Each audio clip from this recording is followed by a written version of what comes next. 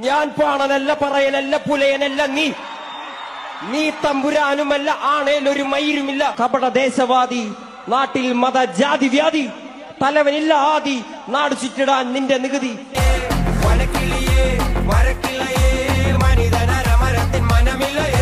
வணக்கம், இது அரண்சை. நான் தேவா பாஸ்கர். இந்தியா முழுக்க இன்னைக்கு முக்கியமான பேசு பொருளாக மாறி இருக்கிற ஒரு ராப் சிங்கர் வேடன் அவருடைய இஷ்யூ தொடர்பாக தான் இந்த வீடியோல நம்ம பார்க்க போறோம். வேடன் யாரு, அவருடைய பின்னணி என்ன, இதனால் அவர் குறிவைக்கப்பட்டிருக்கிறாரு. இன்னைக்கு பெரிதான ஒரு அரசியல் அறிவெல்லாம் இல்லாத, அரசியல் புரிதெல்லாம் இல்லாத ஜென்சி கிரவுட் ரொம்ப பெரும்பான்மையாக வேடனுக்கு தங்களுடைய ஆதரவை கொடுத்துட்டு வராங்க. மலையாள திரை பிரபலங்கள் டோட்டலா அவங்களும் வேடனுக்கு தன்னுடைய முழுமையான ஆதரவெல்லாம் கொடுத்துட்டு வராங்க. யார் இந்த வேடன், எதனால இவ்வளவு கான்ட்ரவர்சிஸ் அப்படின்றத அந்த வீடியோல பார்க்க போறோம். அண்ட் ரொம்ப சிம்பிளா வேடன் இஷ்யூ புரிஞ்சுக்கணும் அப்படின்னா, தமிழ் ஆடியன்ஸ்க்கு, தமிழ் மக்களுக்கு, தமிழ்நாட்டில் பாலிடிக்ஸை ஸ்ட்ரிக்டா ஃபாலோ பண்ணிட்டு இருக்கிற நபர்களுக்கு ஈஸியா கனெக்ட் பண்ணக்கூடிய ஒரு விஷயம் என்னன்னா, இப்போ ரீசெண்டா இசைவாணி இஷ்யூ எல்லாரும் பார்த்துருப்பீங்க. ஐயப்பனை இசைவாணி இழிவுபடுத்திட்டாங்க, ஐஎம் சாரி ஐயப்பான்னு சொல்லிட்டாங்கன்னு சொல்லி பயங்கரமாக திடீர்னு இசைவாணி தொடர்பாக மிக மோசமான அவதூறுகள், அவங்களை அசிங்கப்படுத்துறது, அவங்க மேல வழக்கு போடுறது, அவர்களை கைது பண்ணுன்ற குரல், ஏகப்பட்ட வீடியோ சோசியல் மீடியால ட்ரால்னு இசைவாணி குறிவைக்கப்பட்டு அவரை மொத்தமா டேமேஜ் பண்ணக்கூடிய ஒரு வேலையில வலதுசாரிகள் இறங்கினதை நம்ம எல்லாருமே பார்த்திருப்போம். கிட்டத்தட்ட அதே மாதிரியான ஒரு வேலையை தான் வேடன் மீது தொடுத்திருக்காங்க. வேடன் அப்படி என்ன பண்ணாரு, என்ன பாட்டு பாடினாரு, எதனால வேடன் குறிவைக்கப்பட்டிருக்கார் அப்படின்னா, அதுக்கு முன்னாடி வேடனுடைய பின்னணி என்ன, அவருடைய பேக்ரவுண்ட் என்னன்றதை புரிஞ்சுக்கிட்டாதான் வேடன் ஏன் குறிவைக்கப்பட்டார்ன்றதை நம்மளால புரிஞ்சுக்க முடியும். வேடன் யார் அப்படின்னா, வேடன் ஒரு ஸ்ரீலங்கன் மதர். அவங்களுக்கு ஜாஃப்னால இருந்து வந்திருக்கக்கூடிய ஒரு தமிழ் ஈழத்தமிழரனுடைய மகன். அவங்க அப்பா ஒரு மலையாளி. அதுக்கப்புறம் ஜாஃப்னால இருந்து இடம்பெயர்ந்து கேரளாக்கு வராங்க. ஸோ ஒரு ஈழத்தமிழர் தாய்க்கும் ஒரு மலையாளி ஃபாதருக்கும் பிறந்தவர் தான் வேடன். அவர் ஒரு பிறப்பால் ஒரு தலித்தும் கூட.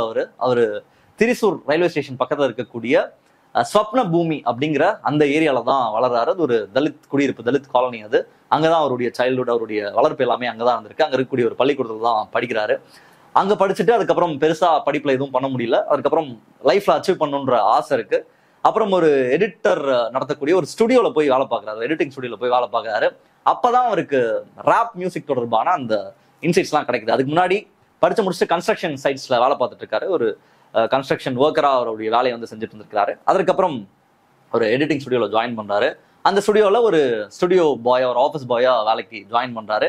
அங்கதான் நிறைய மனிதர்களை பாக்குறாரு, எடிட்டிங் சம்பந்தமா. அதுக்கப்புறம் நிறைய பேர் போறது, அவங்க பேசக்கூடிய பேச்சு, அப்படி ராப் மியூசிக்குள்ள அவருக்கு ஒரு இன்ட்ரெஸ்ட் வருது. டூபாக் ஷாக்கூரோட பாடல்கள் அதுதான் அவருக்கு முதன்மையான ஒரு இன்ஸ்பிரேஷனா இருந்திருக்கு. டூபாக் ஷாக்கூர் ஒரு பிளாக் அமெரிக்கன், ஆப்ரோ அமெரிக்கன். அவருடைய பாடல்கள் எப்படி அங்க இருக்கக்கூடிய அந்த மக்களினுடைய வழியை எப்படி அவர் பேசுறாரு, எப்படி ராப்ல தன்னுடைய வழியை பெயினை லிரிக்ஸா கொண்டு வராரு, அதை பாடலா பாடி எப்படி மக்கள் கிட்ட போய் சேர்க்கிறாருன்ற அந்த இன்ஸ்பிரேஷன், ராப்புக்கான இன்ஸ்பிரேஷன் வேடனுக்கு அங்கிருந்து தான் கிடைக்குது.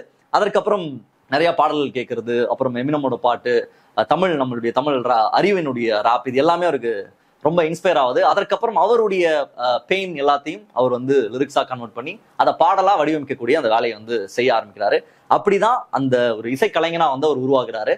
அவருடைய வழி, அவருடைய டிஸ்கிரிமினேஷன், லைஃப் ஃபுல்லா ஒரு ஐடென்டிட்டி கிரைசிஸ், ஸ்ரீலங்கன் அம்மா, மலையாளி ஃபாதர், ஒரு தலித்தாக வாழ்றது, தொடர்ச்சியான இந்த மாதிரியான ஒரு டிஸ்கிரிமினேஷனுக்கு உள்ளாக்குறது, அதற்கப்புறம் வேற ஊர்ல இருந்து வந்திருக்காருன்னு சொல்லி அவர் அகதின்லாம் சொல்லி இழிவுபடுத்தி இருக்கிறது, இப்படியான விஷயங்கள் அவருக்குள்ள நிறைய கேள்வி உருவாக்குது. குறிப்பாக இங்க இருக்கக்கூடிய ஆள்பவர்கள் யாரு, ஒடுக்கப்படுற மக்கள் யாரு, இவங்களுக்குள்ள என்ன கான்ஃபிளிக்ட் இருக்கு, ஏன் மக்கள் இங்க ஒடுக்கப்படுறாங்க, ஏன் ஜாதி வேற்றுமை இருக்கு, ஏன் எல்லா மக்களும் சமமா, ஏன் சந்தோஷமா வாழ முடியல, இப்படின்ற கேள்வி எல்லாத்தையும் தன்னுடைய பாடல் வழியா அவர் கொண்டு வராரு. குறிப்பாக அவருடைய பாடல்கள், வாய்ஸ் ஆஃப் த வாய்ஸஸ் ஒரு ஆல்பம் இருக்கும். நான் பாணன் அல்ல, பறையன் அல்ல, புலையன் அல்ல, தம்புரானும் கிடையாது, அப்படி தம்புரானாவே இருந்தாலும் நீ ஒரு மயிரும் கிடையாதுன்ற அவருடைய பாடல், அந்த லிரிக்ஸ் ரொம்ப சூப்பரா எழுதியிருப்பாரு.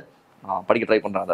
ஞான் பாணன் அல்ல, பறையன் அல்ல, புலையன் அல்ல, நீ தம்புரானும் அல்ல, ஆனாலும் நீ ஒரு மயிரும் இல்லை அப்படின்றதுதான் அவருடைய பாடல். நீ என்ன ஜாதியானா இருக்கலாம், இங்க ஒடுக்கப்பட்ட ஒரு மக்கள், பாணன், புலையன், பறையன் அப்படின்னு யாரும் கிடையாது, தம்புரானும் ஒருத்தனும் கிடையாது, அப்படி தம்புரானாவும் நீ இருந்தாலுமே நீ ஒரு மயிரும் கிடையாது அப்படின்னு ஆண்ட சாதியின் பெருமை பேசக்கூடியவர்களை வெளிப்படையாக செருப்பால் அடிக்கக்கூடிய ஒரு பாடலை பதிவு செய்தவர் தான் வேடன். இப்படி டிஸ்கிரிமினேஷனுக்கு அகேன்ஸ்டா தொடர்ச்சியாக வாய்ஸ் அவுட் பண்ணிட்டே இருக்காரு.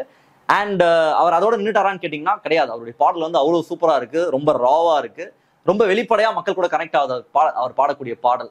அது எல்லாத்தையும் உடனே அந்த இண்டஸ்ட்ரியும் கேப்சர் பண்றாங்க. மலையாளம் இண்டஸ்ட்ரியும் அவர் சினிமாக்குள்ள கொண்டு வராங்க.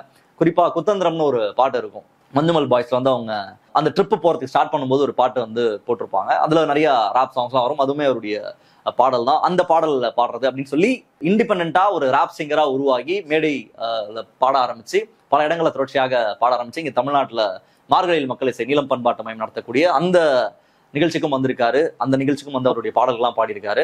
அப்படிப்பட்ட ஒரு நபர் வந்து மெயின் ஸ்ட்ரீம்ல இண்டஸ்ட்ரிக்குள்ளேயும் போறாரு. மலையாளம் இண்டஸ்ட்ரிக்குள்ளேயும் போய் அவருடைய பாடல்களை வந்து பாட ஆரம்பிக்கிறார். வெளிப்படையாக ஓப்பனா பொலிட்டிக்கலா ஒடுக்குமுறைக்கு எதிராக டிஸ்கிரிமினேஷனுக்கு எதிராக தன்னுடைய வாய்ஸை பதிவு பண்ணியிருக்காரு பாடல்கள் வழியாக. அந்த பாடல்கள் ரொம்ப சூப்பராகவும் இருக்கு.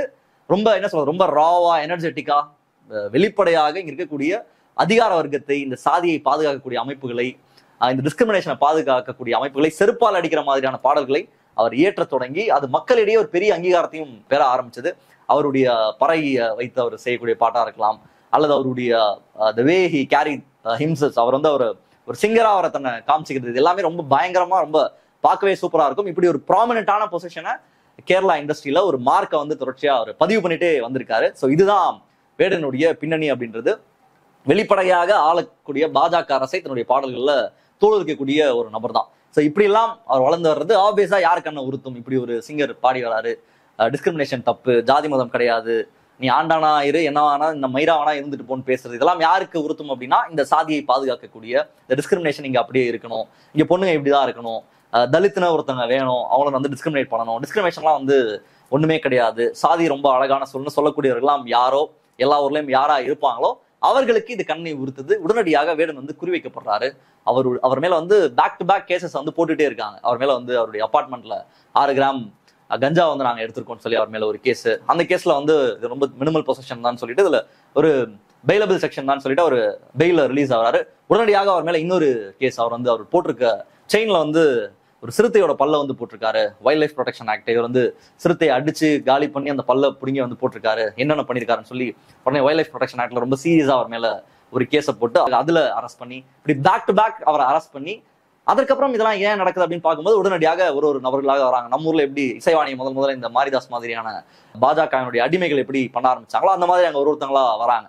RSS ஒரு பத்திரிகை கேசரி அப்படிங்கிற பத்திரிகை, அந்த பத்திரிகையினுடைய ஆசிரியர் வந்து நம்ம ரங்கராஜ் பாண்டிய மாதிரி வச்சுக்கோங்களேன், வெளிப்படையா இவர் வந்து ஒரு சாதிய தீவிரவாதி, ஒரு கேஸ்ட் டெரரிசம் வந்து ஸ்ப்ரெட் பண்றாரு, இவருடைய பாடல் வந்து மோசமா இருக்கு, ஜாதி பிரச்சனை வந்து கிளப்புறாரு, அதாவது ஜாதி கூடாது, எவனா வேணா இருந்துட்டு போ, நீங்களாம் ஒரு ஆளே கிடையாது, எந்த ஜாதியும் கிடையாது, மதமும் கிடையாதுன்னு பாடக்கூடிய ஒரு பாடகர் வந்து ஜாதி பிரச்சனையை கிளப்புறாருன்னு RSS ஒரு பத்திரிகை அங்க பேசுது.